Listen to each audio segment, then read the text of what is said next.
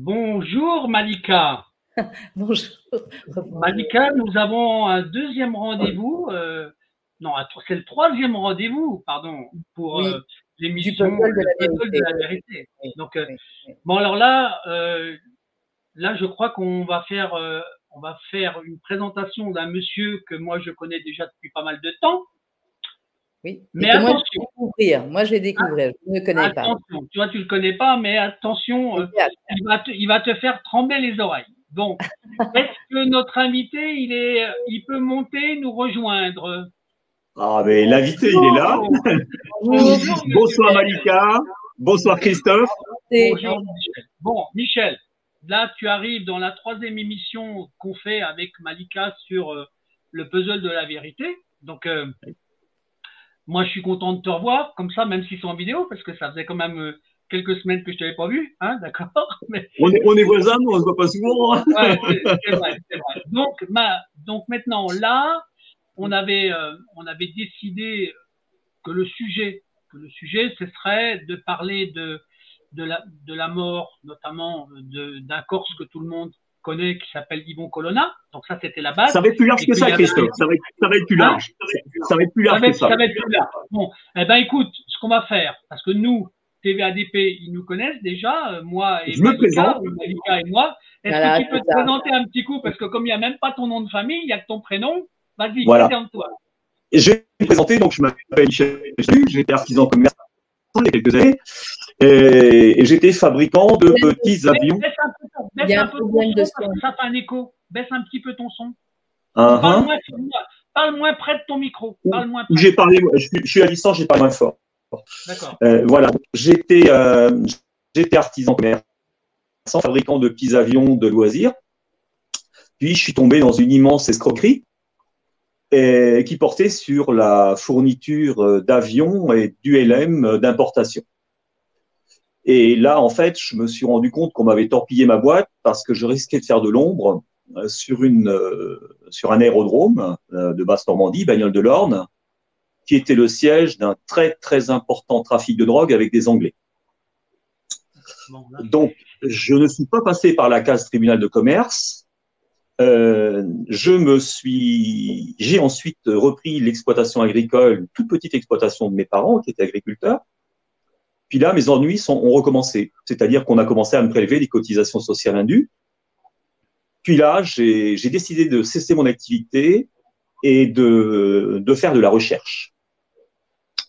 Donc, je me suis très longuement intéressé au dysfonctionnement des tribunaux de commerce. J'étais membre d'une association qui s'appelait la CNETH, la Coordination nationale des entreprises à taille humaine, où j'ai côtoyé entre autres un industriel qui s'appelait Didier Loisel et le président de la commission d'enquête sur les tribunaux de commerce, François-Paul Trombé. Ensuite, je me suis intéressé à la mafia du monde agricole, parce que là, je pèse mes mots, il s'agit bien d'une mafia qui implique des personnes qui appartiennent à un puissant syndicat majoritaire agricole qui s'appelle la FNSEA, qui tiennent la plupart des conseils d'administration, banque, protection sociale, surveillance du marché foncier, agricole, et j'en passe. Et là, j'ai découvert ce qui était à la base de la destruction du modèle agricole français. Ensuite, je me suis intéressé au placement abusif des mineurs par le système ASE.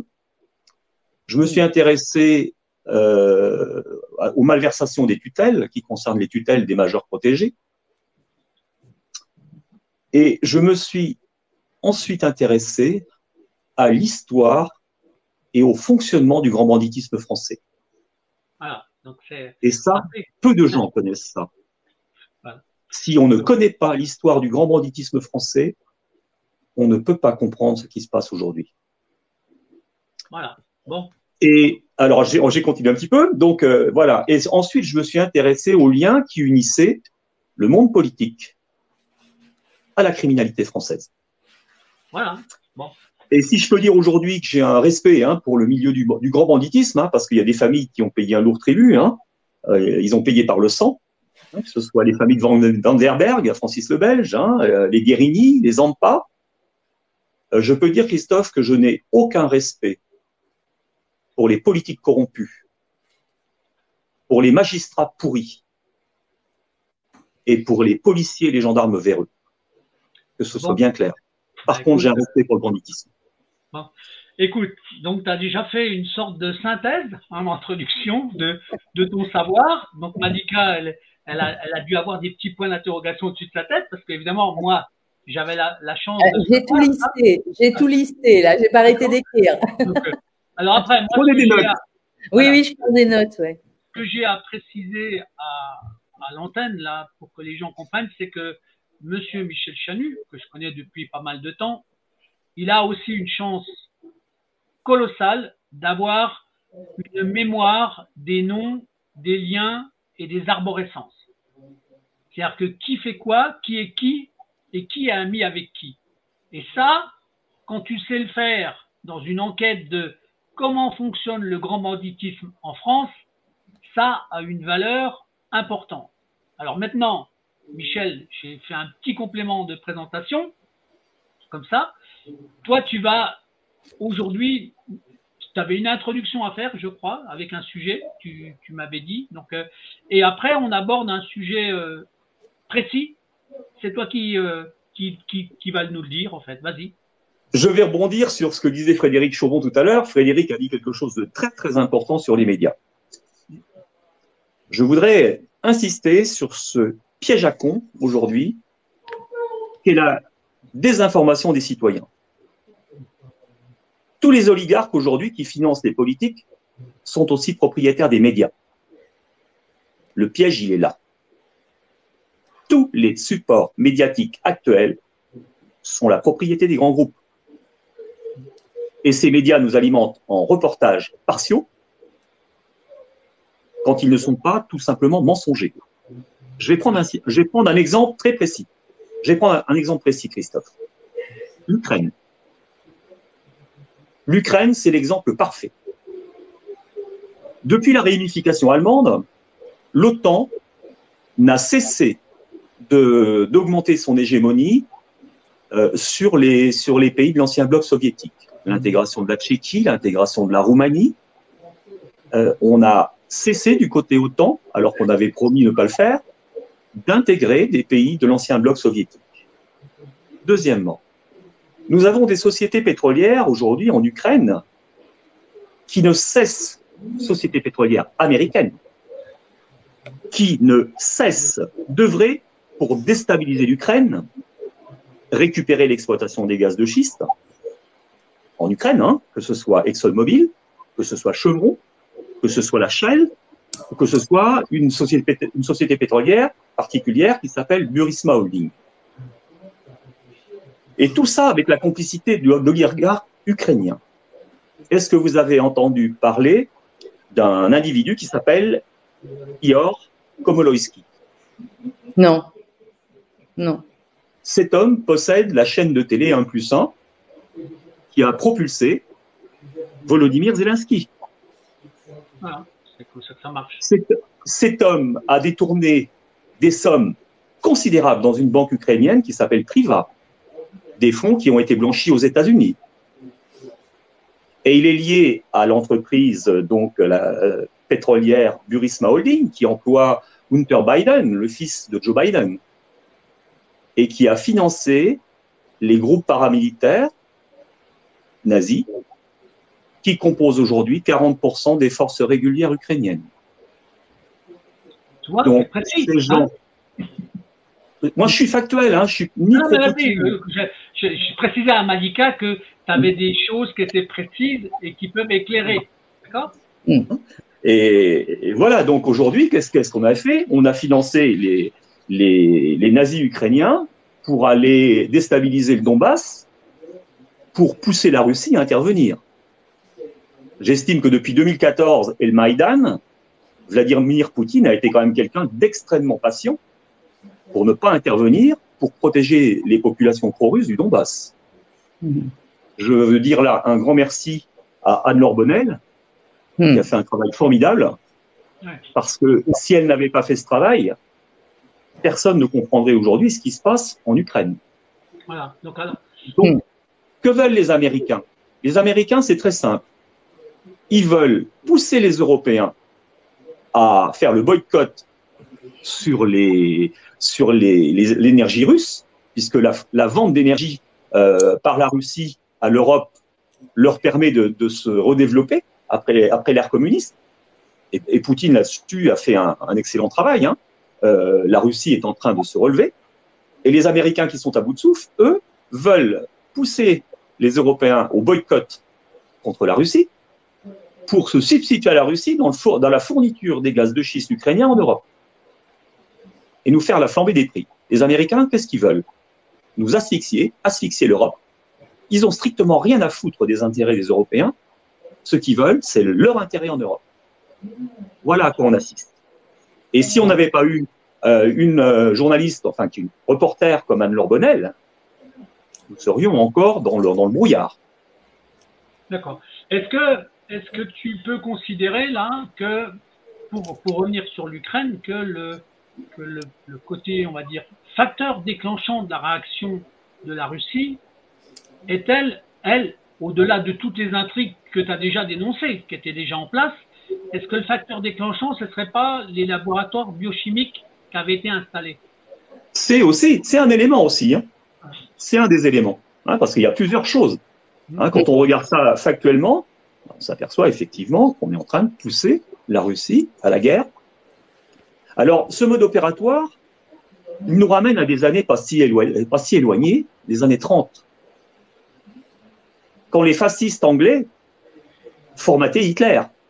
Parce que où les citoyens français font une énorme bourde, c'est que les nazis, ce ne sont pas les Allemands.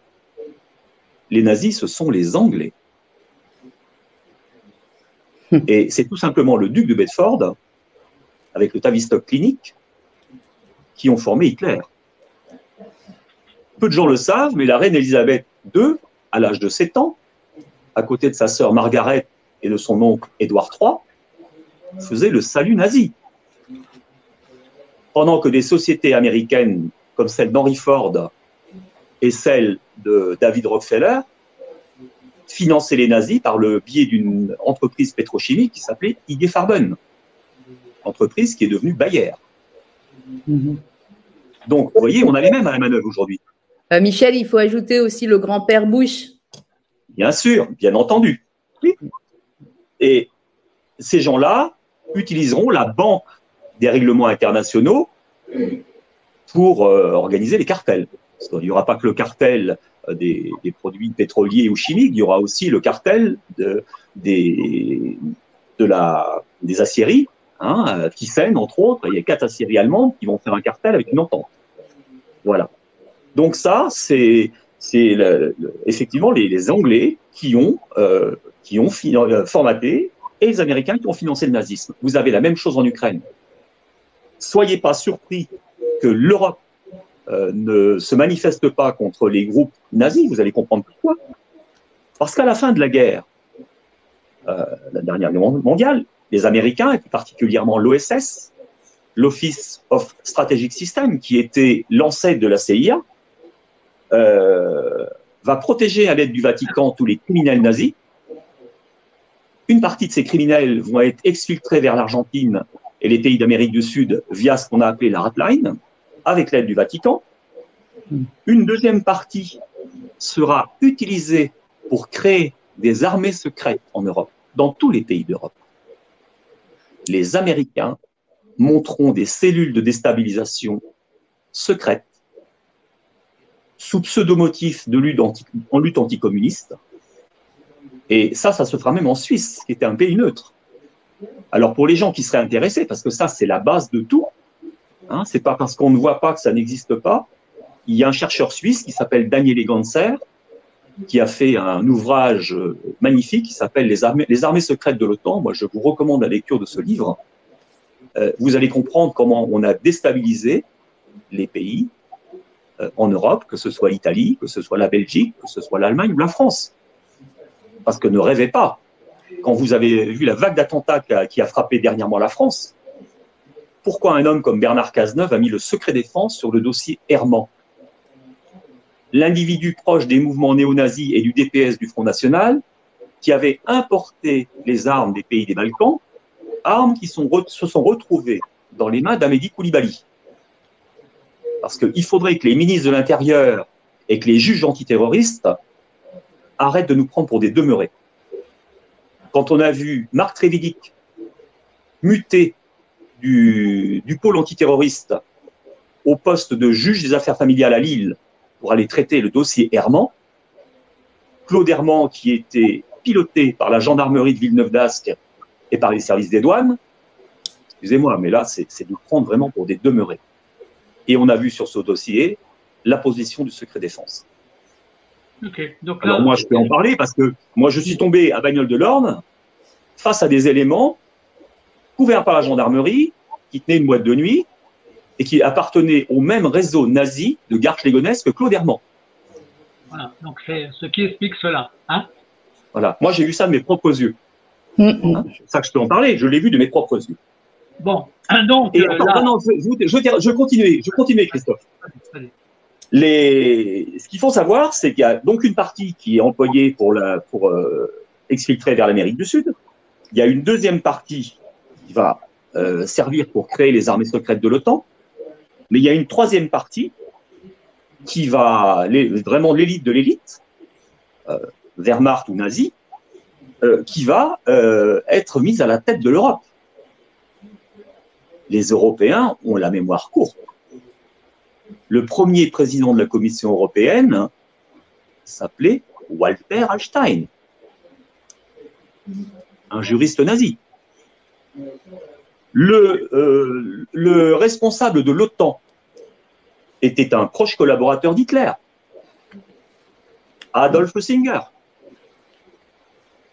Quant au secrétaire général de l'ONU, ancien bourreau dans les Balkans, autrichien d'origine, Kurt Waldheim, c'est lui qui a été mis en poste secrétaire général de l'ONU. Donc, soyons pas dupes, l'Europe est une construction nazie. Bon. Ça, il faut le savoir. Ça a le mérite d'être clair. Je vais pousser encore plus loin. Ce qu'il faut savoir, c'est que le parti de la CDU, hein, qui est le parti chrétien-démocrate allemand, la CDU, donc le parti de M. Kohl, de Mme Merkel, de Mme von der Leyen, a été financé avec la spoliation des biens juifs et abrité en Suisse par le réseau Octogon. Hein, ça mêlait aussi Konrad Adenauer. D'ailleurs, il y a Arte qui a voulu faire un reportage là-dessus. Donc, une immense partie du reportage a été censurée. Et le réseau Octogon, il y avait un homme qui était responsable de ce réseau, qui s'appelait Rudolf Rouchevet, et qui était un intime de Pierre Laval, proche de Pétain. Donc, en 1944, on a eu une réunion secrète à Strasbourg entre Krupp, Bussignaguet, Rheinmetall, Messerschmitt, et mêlant aussi des militaires de l'organisation TOT. Et tous ces gens-là ont eu, il y a une réunion vraiment secrète, hein, hyper secrète, et on a financé la CDU avec les biens juifs spoliés. Alors, l'organisation TOT, c'est incroyable, hein, je t'en avais parlé, Christophe. Oui, mais il faut que tu expliques aux gens ce que c'est, TOT. L'organisation TOT, c'était les services de l'équipement qui travaillaient pour la Wehrmacht. C'est ceux qui construisaient le mur de l'Atlantique. C'est eux qui bâtissaient les autoroutes, toutes les infrastructures routières et autres. Et on avait un agent double qui résidait en Mayenne, qui avait une exploitation forestière à Rannes, dans l'Orne, et qui était un agent double qui travaillait à la fois avec la résistance et avec les nazis.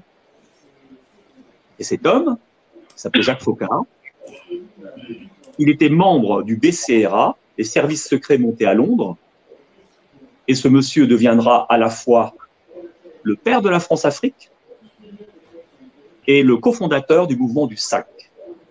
Ah oui. Et c'est ces mouvements qui vont utiliser la grande criminalité française pour alimenter le parti gaulliste. Voilà. Donc là, il a fait une jonction. Alors Donc là, on nous a parlé, on nous a vanté les mérites d'un homme qui s'appelait Charles de Gaulle. Là aussi, je n'ai rien contre Charles de Gaulle, qui a été un homme plutôt intéressant à la fin de son parcours. Mais je n'oublie pas que Charles de Gaulle a été présenté, quand il était jeune capitaine, à Churchill, par un homme qui s'appelait Roland Jacquin de Margerie. Et de Margerie avait dit à Churchill, Charles de Gaulle est l'homme de nos intérêts. En parlant de ses intérêts, il parlait des intérêts de la synarchie. C'est-à-dire qu'il fallait que les grandes et vieilles familles françaises puissent s'enrichir, et il fallait qu'on puisse désintégrer toutes les petites structures pour que les grosses structures puissent proliférer. Donc, Charles de Gaulle sera protégé à Londres, pendant que Leclerc de Haute-Cloque, lui, mouillait sa chemise pour libérer la Normandie avec ses blindés. De Gaulle était planqué à Londres, et les services du BCRA, des services secrets français, ces services seront formés par le MI6, service secret anglais. Et à l'issue de la guerre, lorsque De Gaulle prendra la présidence de la République, tous les membres du BCRA, des services formés par les Anglais, prendront des postes clés en France. Je vous donnerai un exemple.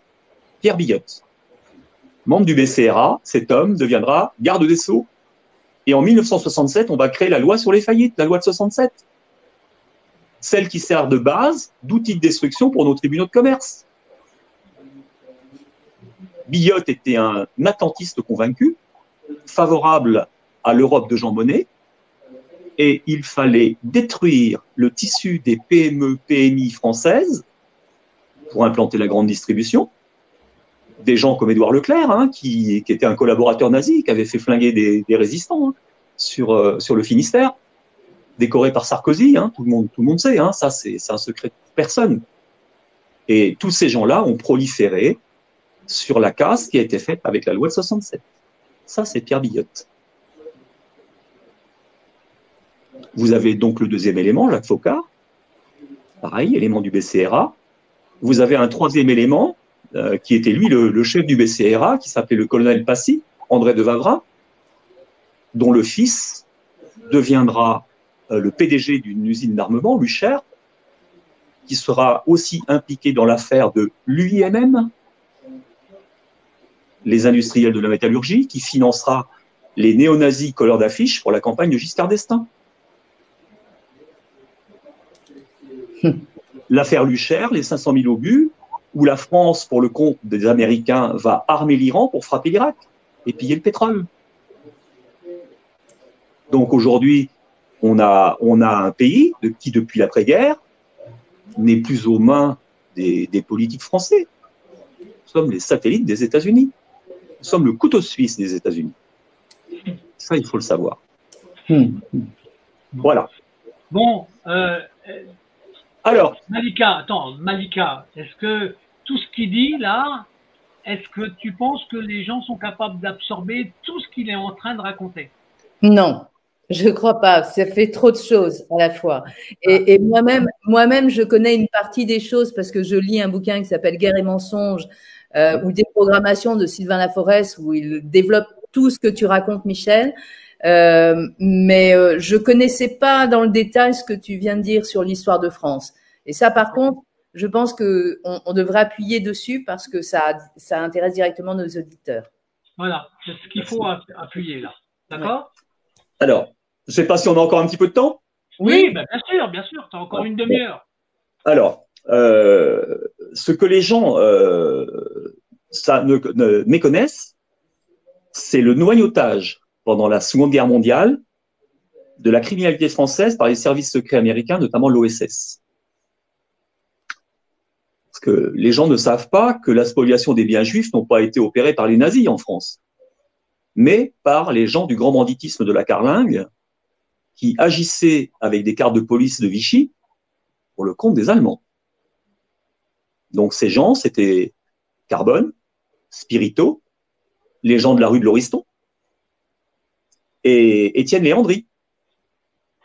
Étienne Léandri qui était un proche de Charles Pasqua, qui, à l'issue de la guerre, va aller se réfugier en Italie, puis sera accueilli à bras ouverts par les Américains, et qui sera piloté par la CIA. Léandri, dont vous retrouvez la trace dans le dossier Alstom. Ah oui. Alors, c'est bien la grande criminalité qui va spolier les biens juifs en France et avec la complicité du notariat français. Parce que l'arianisation se fera avec la complicité des notaires français. Et je vous recommande d'aller voir sur YouTube l'excellent travail de Vincent Lecoq. Vous faites arianisation, spoliation des biens juifs par le notariat. Vous allez voir, c'est passionnant. Passionnant. Soyez pas surpris de retrouver les notaires impliqués dans le scandale des tutelles, parce que ces affaires-là, elles continuent. Et donc, nous retrouvons pas seulement Étienne Léandri dans l'affaire, dans le dossier Alstom, parce que Alstom, ça a quand même continué. Alstom, la vente d'Alstom, lorsque Montebourg était ministre du redressement productif, Alstom est allé pour le financement d'un homme qui s'appelle Emmanuel Macron, mais aussi de cette personne qu'on pensait qui pouvait prendre la succession, Valérie Pécresse. Je ne vais pas vous étaler l'immobilier qui vient d'être acheté par Madame Pécresse à La Baule, 2 villas à 2 millions d'euros chacune, plus la 3e de Versailles. Rappelez-vous des paroles de Jacques Attali, je crois savoir que la présidente de la République après sera une femme. Mais c'était pas plutôt son mari qui avait négocié le Alstom plutôt que Madame Pécresse? Oui, son mari, par le biais de son mari. Donc, vous voyez qu'on a financé à la fois Macron, mais aussi le potentiel successeur. Donc ça, c'est les malversations permises par les États-Unis. C'est la main mise complètement sur le financement des politiques, mais il y a aussi l'utilisation de la criminalité. Et ça, les gens, ceux qui méconnaissent aujourd'hui, là où ils font la plus grosse erreur, c'est de méconnaître le milieu criminel. Ça, c'est la grande erreur.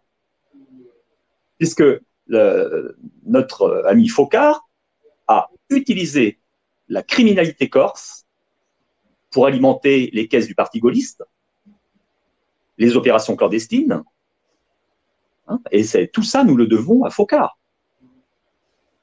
Aujourd'hui, la criminalité corse, elle est énormément, des gens comme Michel Thomy, au Mali, sont énormément impliqués. Ce sont des conseillers de chefs d'État. Ce sont des gens qui tiennent tous les réseaux de la drogue en Afrique. Ce sont des gens qui tiennent les jeux, les PMU, les courses. Mais il n'y a pas qu'en Afrique, rassurez-vous, il y a un volet français aussi, tout ça. Et là, je vais en revenir à une équipe de célèbres Bastiers, qui étaient tous des fils de notables. Ils étaient 8 ou 9 individus, brise de mer. Et là encore, quand vous voyez le dossier Colonna, le dossier Claude Érignac, je suis désolé, mais ça fait assez longtemps quand même que les antiterroristes, comme Madame Laurence Levert, qui était au pôle antiterroriste, qui a participé au procès en appel de Monsieur Yvan Colonna, qui avait son cousin Gérard Levert, proche des néo-nazis autrichiens et proche du DPS du Front National. Moi, je vous invite à aller voir le rapport parlementaire sur les liens qui unissent le DPS avec les groupuscules néo-nazis. Ça fait froid dans le dos. Puis aussi l'infiltration de la police et de l'armée. Il y a un rapport parlementaire là-dessus sur le DPS. Allez y voir. L'audition de Gérard Levert, elle est dedans. J'invente rien. Moi, je ne me permettrais pas de tenir ces propos-là ce soir si j'avais pas tous les éléments. Donc, pourquoi il y a eu la mort de Claude Érignac? Claude Érignac, on l'a assassiné tout simplement parce que c'était l'ancien responsable des affaires africaines au ministère des Affaires étrangères. Alors, tu peux quand même rappeler au moment où il a été assassiné ce qu'il avait comme fonction, parce que c'est important pour les gens. Écoute. Oui. Avant d'être préfet de Corse et d'être assassiné, il était chargé des affaires africaines au sein du ministère des Affaires étrangères. Donc, il connaissait tout le blanchiment par la criminalité corse de la double comptabilité d'une société qui s'appelait Elf Aquitaine. Et dans Elf Aquitaine, on retrouve la trace d'Étienne Léandri, qui était proche d'un homme qui s'appelait Alfred Sirven, qui habitait Deauville, en Normandie. Hein, il habitait sur Deauville, hein, Alfred Sirven. Il a été directeur des ressources humaines de Moulinex à Alençon. Hein, ça fait partie des barbouzes, ça. Et en fait, ces gens-là, la double comptabilité de cette société pétrolière, ELF, servait à alimenter les partis politiques non seulement français, mais aussi la CDU.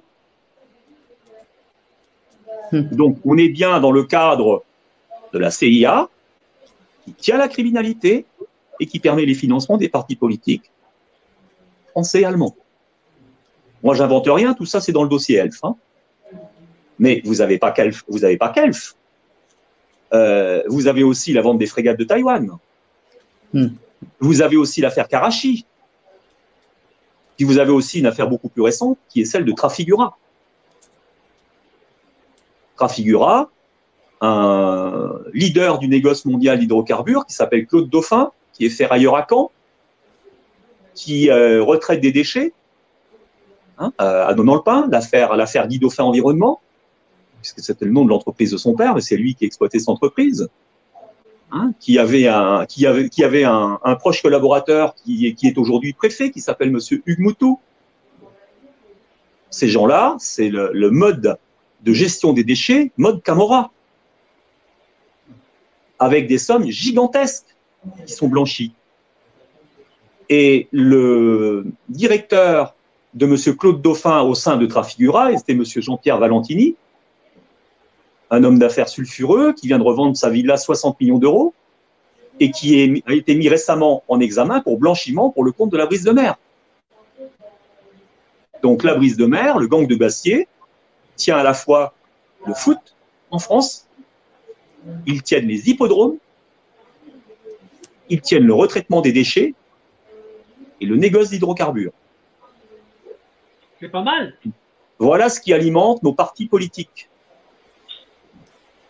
Donc alors là, tout ça, je peux vous donner tous les liens. Donc ceux qui ont assassiné le préfet,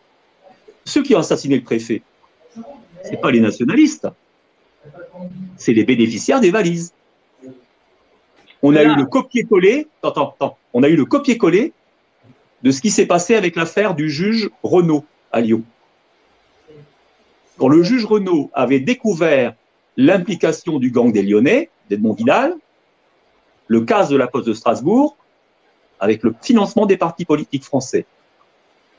Mais le juge François Renaud était aussi sur un autre dossier, le dossier de l'ordre du Temple solaire. Rappelez les affaires Jouret, Dimambro, le nombre de personnes brûlées qu'il y a eu dans cet ordre templier. Hein, et cet ordre templier suisse était tenu par un individu qui était un ancien parachutiste belge, hein, qui s'appelait Luc Jouret, et qui était un responsable des réseaux Stay Behind, donc des anciens réseaux clandestins nazis américains. Donc, c'est là où il faut faire très attention, le piège des journalistes, parce qu'on aiguille, on a été vers une piste agricole et on a désigné un bouc émissaire.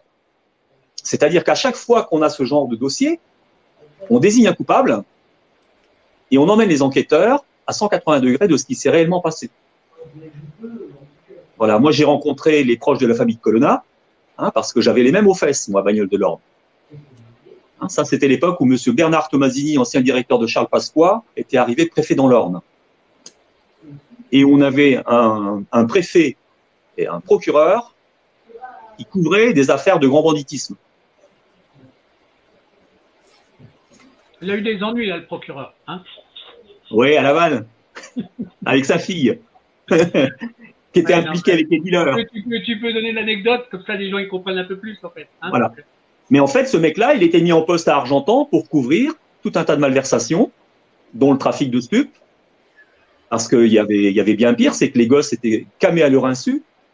Ils étaient camés dans une boîte de nuit qui était tenue avec l'argent d'un commandant de brigade, celui de Bagnoles-de-l'Orne. C'est sa concubine qui était gérante majoritaire de la boîte.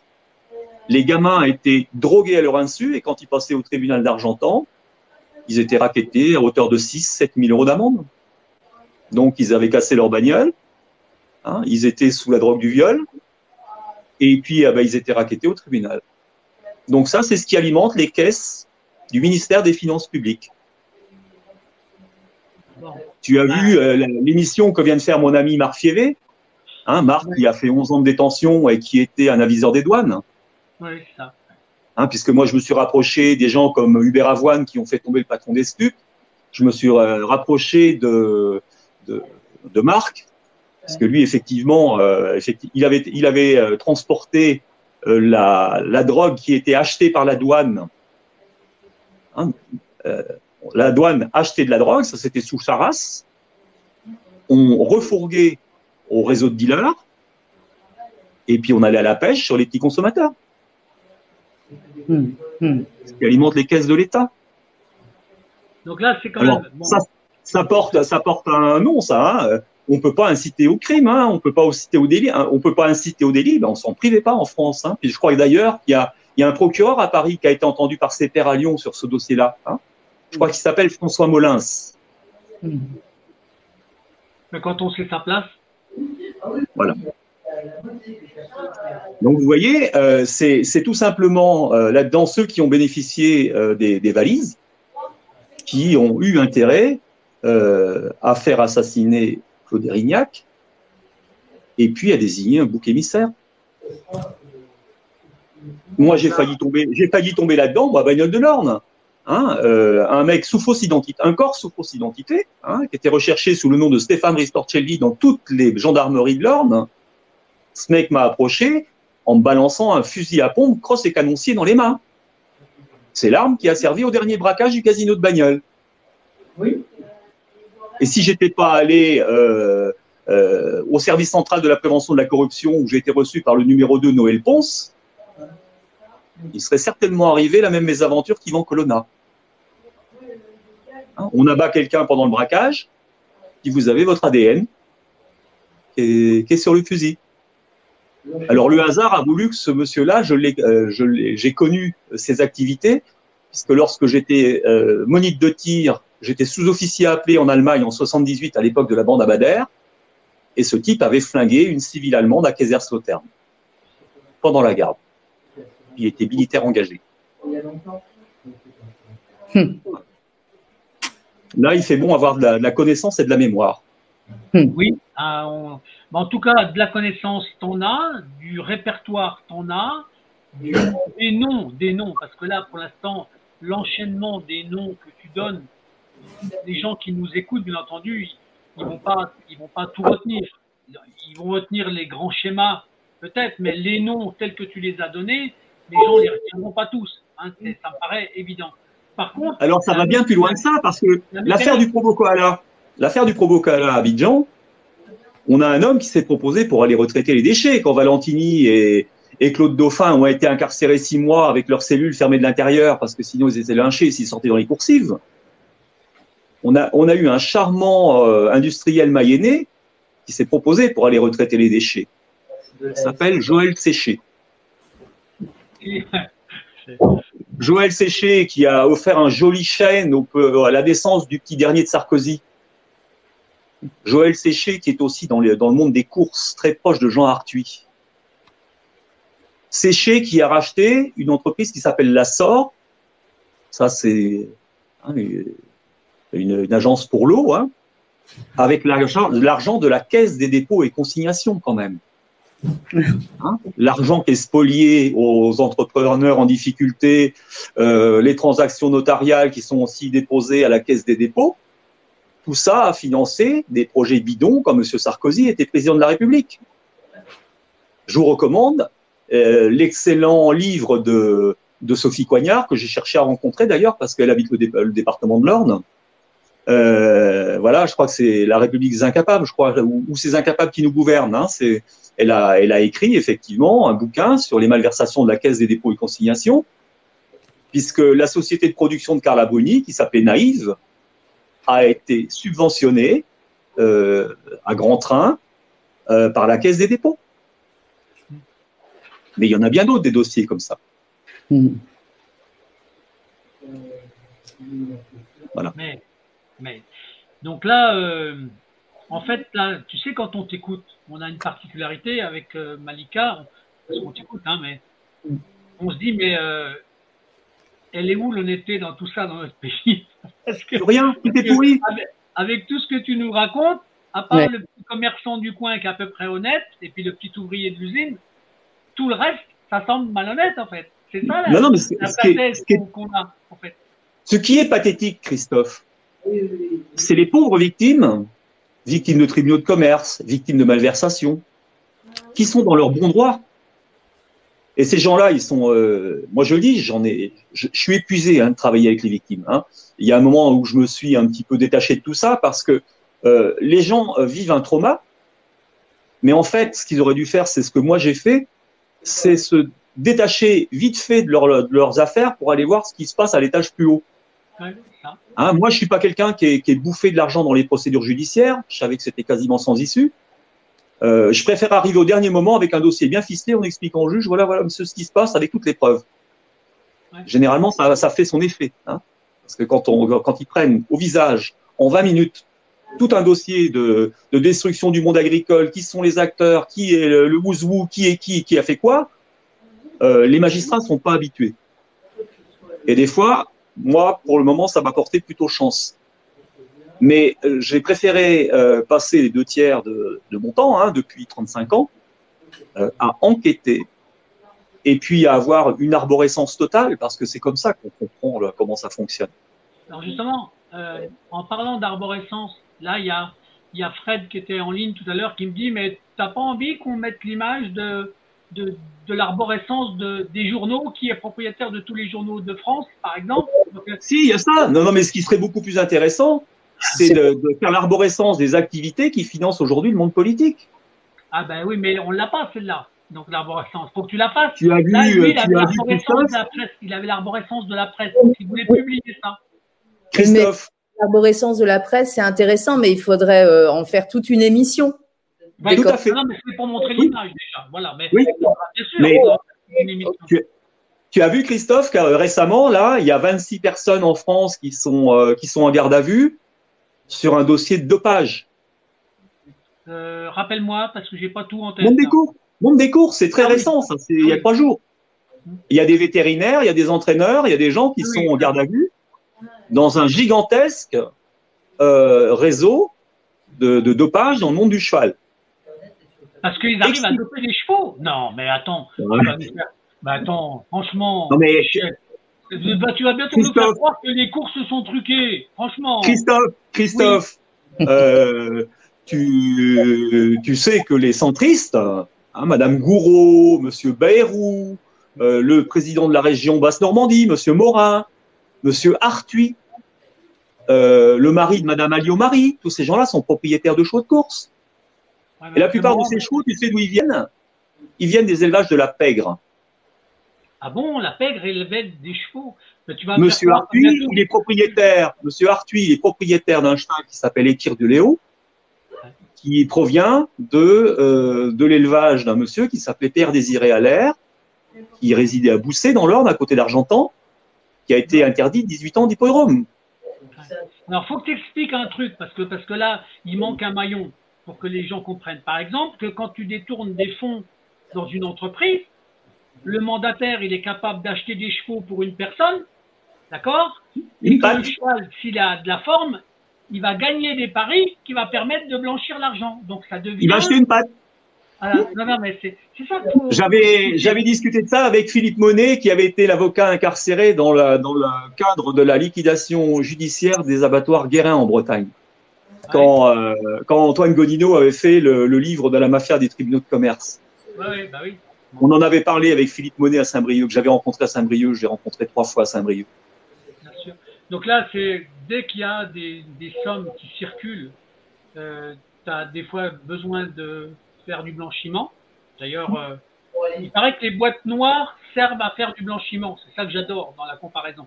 D'accord, mais… Bon, tu sais qu'on a une personne qui va certainement nous jouer les oies blanches au Conseil constitutionnel. Elle s'appelle Madame Jacqueline Gouraud, mais je pense qu'elle peut battre des ailes, mais avoir beaucoup de mal à décoller, vu le poids de la bête. Non, mais en tout cas, donc là, parce que là, évidemment, tu as fait ce qu'on appelle une masse d'informations, un enchaînement. Toi, tu connais ça par cœur. Nous, les gens qui écoutent, ils ont essayé de capter simplement les intrigues globales, savoir.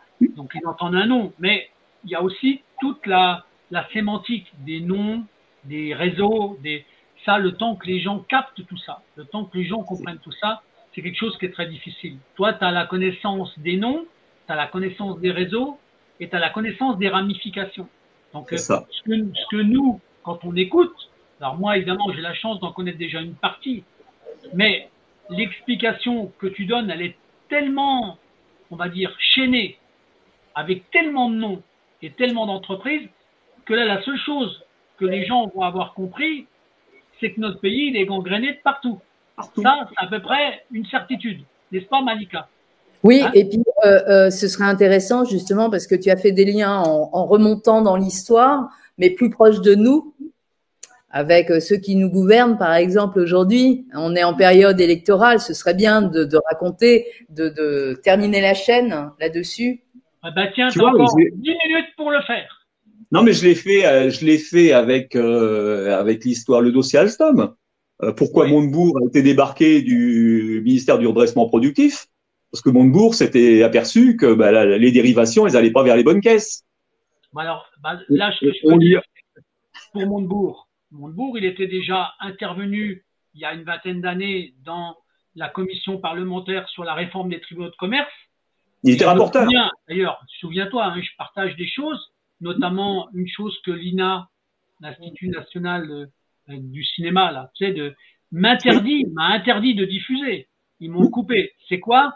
C'est quand Arnaud Montebourg, quand il avait fait la commission avec Colcombet sur la réforme des tribunaux de commerce, il y a un moment donné, il y a une émission de télévision qui a été passée. J'ai eu la chance de la capter à l'époque, d'accord? Et je l'ai séquencée.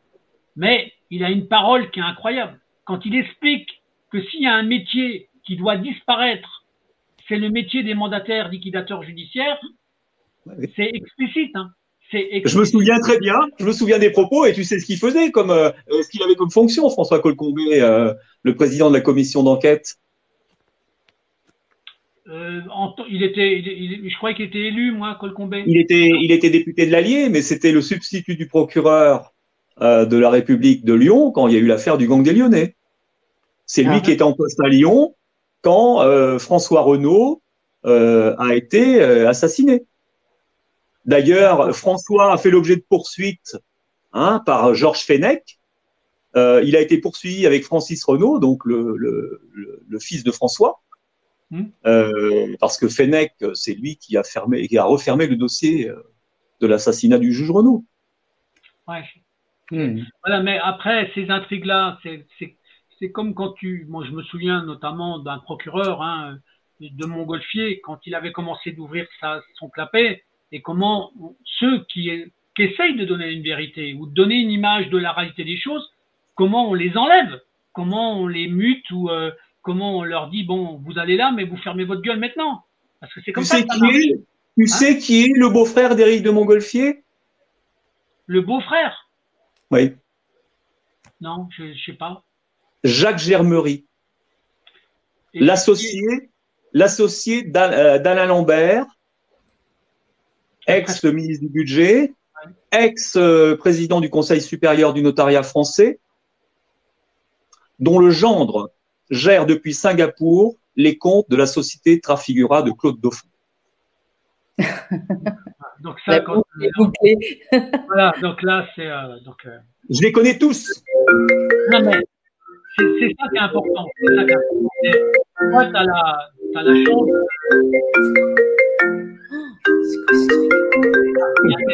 Mais c'est pas grave, j'aime bien la sonnerie. C'est du direct, hein. Est-ce qu'on rappelle plus qu'elle a son téléphone sur elle, Malika?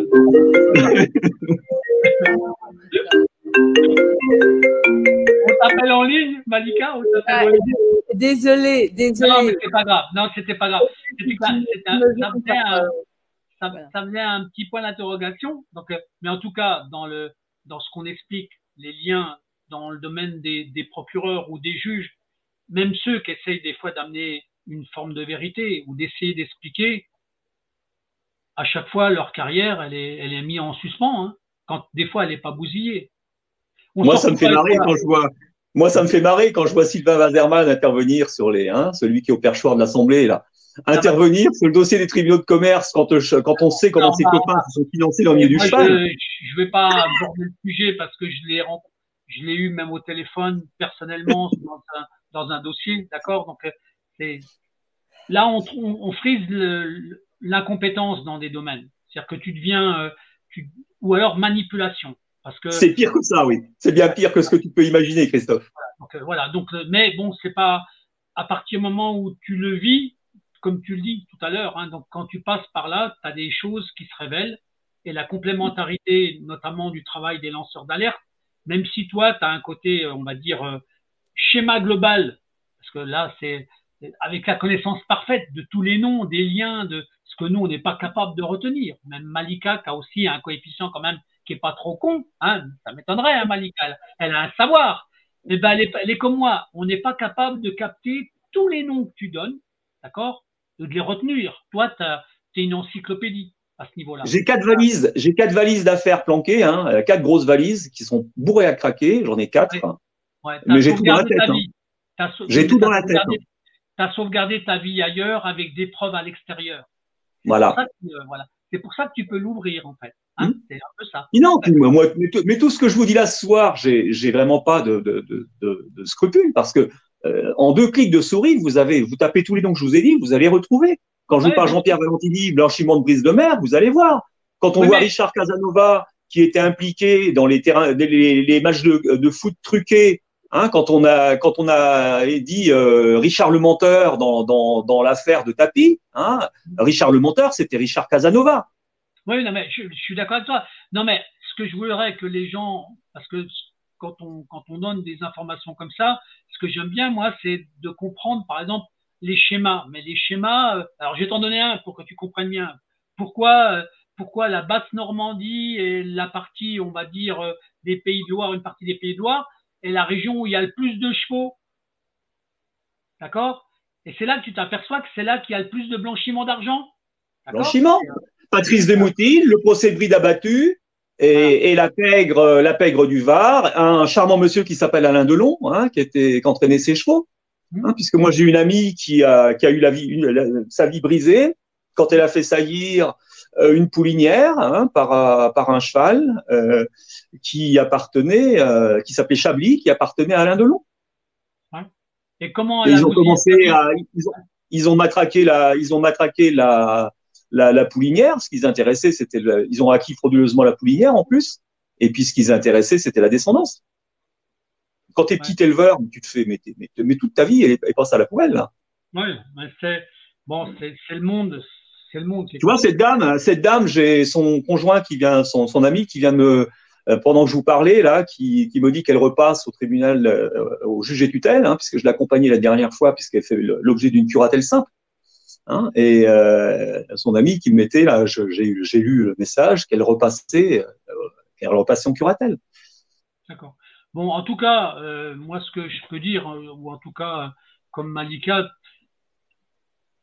là, ce que tu te donnes, ce que tu as donné comme information, dans une globalité, ça permet aux gens quand même de se poser plein de questions. Tu es d'accord avec moi, Malika? Parce que là… oui, la corruption à tous les étages. Ouais. Voilà. Et du nord à l'est, à l'ouest, dans le sud. Donc, est-ce que maintenant, est-ce qu'on pourrait avoir un point d'orgue sur une forme de moralité, notamment sur l'élévation de la conscience? Est-ce que tu penses quand même qu'il y a un moment donné, le mal, d'accord, parce que c'est qu'on le veuille ou non, il y a du mal partout. Oui. Mais est-ce qu'on n'aura pas à un moment donné, avec les nouveaux moyens techniques, avec la manière de pouvoir divulguer les choses, est-ce qu'on est capable un peu de renverser peut-être la tendance? On a le travail qu'on a à faire, parce que toujours les gens ils veulent aller plus vite que la musique. Hein. On nous dit oui, mais vous faites le constat, mais les gens disent savoir, en fait ils savent rien, ils savent strictement rien. Hein. Le problème on l'a à chaque fois. On a des gens qui se mettent dans une espèce d'autoprotection, que nos discours importunent souvent. et qui veulent pas savoir. C'est les trois petits singes. Je veux rien voir, je veux rien savoir, je veux rien entendre, parce qu'on se met dans une espèce de protection. Ouais. Alors que ce qu'il faut faire, justement, faut essayer d'écouter, de comprendre. Moi, ce que j'ai fait sur l'Ukraine, je suis pas un érudit, vous savez, moi, j'ai un modeste CAP niveau BEP d'électromécanique, mais je m'intéresse à la géopolitique, voilà. Et aujourd'hui, avec les moyens de communication qu'on a, quand on sait chercher, mais en une journée, vous avez compris tout ce qui se passe autour de l'Ukraine. Je suis d'accord avec toi. Sauf qu'il y a un moment donné, le rôle qu'on a, notre petit média TVADP qui avance, c'est d'avoir des invités et à chaque fois d'avoir des fois des révélations pour que les gens comprennent. Même si des fois, il y en a certains qui disent qu'il faut répéter 3 fois pour que ça rentre dans le crâne. Mais par exemple, alors j'ai terminé par une chose qui est importante. Ouais. Vous avez vu qui on vient de nommer préfet de Corse? Non. Je sais plus. Un monsieur qui s'appelle Amaury de Saint-Quentin. Bon, alors qui est un intime de Nicolas Sarkozy, qui a été le trésorier de campagne de Jacques Chirac, voilà. Qui a été l'homme de confiance de Michel Alliot-Marie, qui a été responsable du patrimoine des armées, qui a été suppléant de Madame Sylvia Basso, qui était l'épouse d'Hubert Basso, ancien de l'OAS, piloté par les Américains, qui a financé la campagne de Monsieur Giscard d'Estaing. Bon. Donc, quand je parlais des courses truquées tout à l'heure, tout était repassé, c'était Michel Dornano qui jouait ce qu'on appelait des combinaisons complètes. Vous misez des sommes astronomiques, vous êtes sûr de récupérer 2 à 3 fois la mise et vous corrigez les petits parieurs. Et tout ça est repassé via Deauville.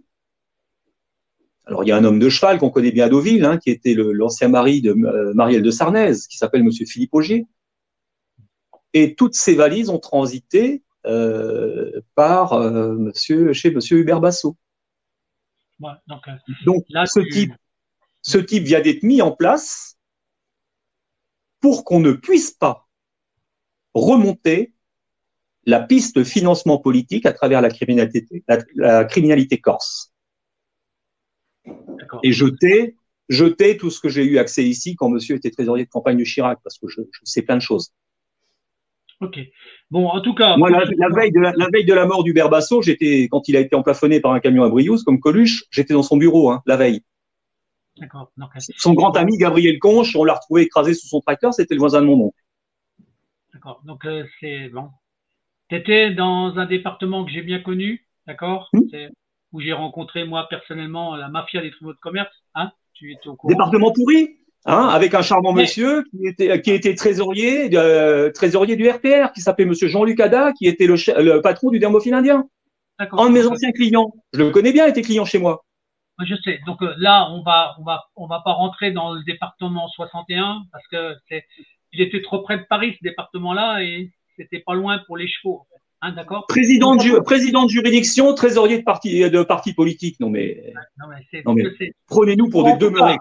En tout cas, écoute, moi, avec Malika, on a une chose qui est certaine, c'est qu'on se sent obligé de te réinviter une autre fois pour optimiser certaines réunions. Est-ce que Malika, tu penses, parce que là, on arrive au terme de l'émission, d'accord? Oui.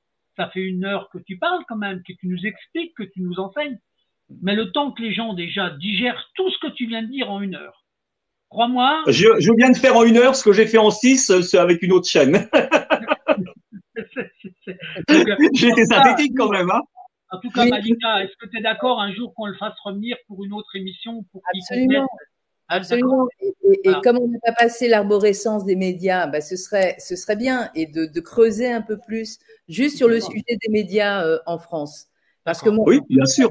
Voilà, on sait qu'avant, ils étaient au moins 88 propriétaires de médias et qu'aujourd'hui, on est réduit à 10. Donc, c'est une augmentation qui est énorme. Voilà. Donc, en tout cas, Michel, moi, je te remercie de ta visite. Donc, voilà. Ça a été un immense plaisir pour moi. C'était vraiment un immense plaisir. Prenez soin de vous. Écoutez, moi aussi, je te remercie beaucoup, Michel. J'ai vraiment apprécié cette interview. Voilà. Bah, d'accord, ok. Donc moi, je donnerai à Malika toutes tes coordonnées, ton téléphone, ton adresse postale, Voilà. ton email, tout, absolument tout. Elle sera tout. D'accord? Tu veux Et bien? puis on pourra échanger des documents parce que tout ce que je dis, moi, je vous le prouve avec les documents à la clé. Très bien, super. Pas de problème. Allez, à bientôt. Beaucoup, prenez soin de vous. Bonsoir le chat. Et merci à bientôt. Malika de cette écoute attentive. D'accord? À la prochaine, Michel. Merci. À la prochaine. Salut. Bonsoir à tous. Oui.